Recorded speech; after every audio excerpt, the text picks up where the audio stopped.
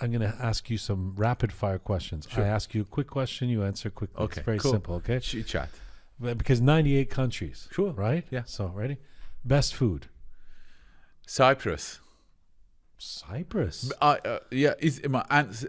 Cyprus and فارسی میتونم بگم اینجا. قبرس یه غذایی خوردم توی یه رستوران معمولی کنار دریا بود، لم بود، عالی بود. و تو کردستان کنار دریاچه زریوار ماهی رو همونجا میگیرن، کبابی میکنن. یک آدمی بود با شلوار. Thailand or something. اینو گوش کن. آره سایپرس. اونجا هم برام جالب بود. توی هوا سرد بود. 3 سال پیش من رفتم کردستان کنار دریاچه زریبار. یه آقای اونجا ماهی میفروخت، میگفتن خیلی خوبه. شلوار کردی رو دیدی؟ شلوار کردی میدونی اینجوری خمره.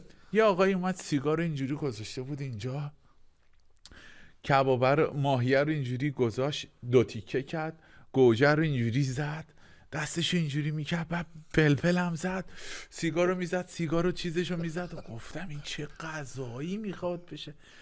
جیان غذا رو آورد، یک لذتی داشت. الان بریم سایپرس. گفتم اینو چجوری ساختی؟ گفت نمیدونم.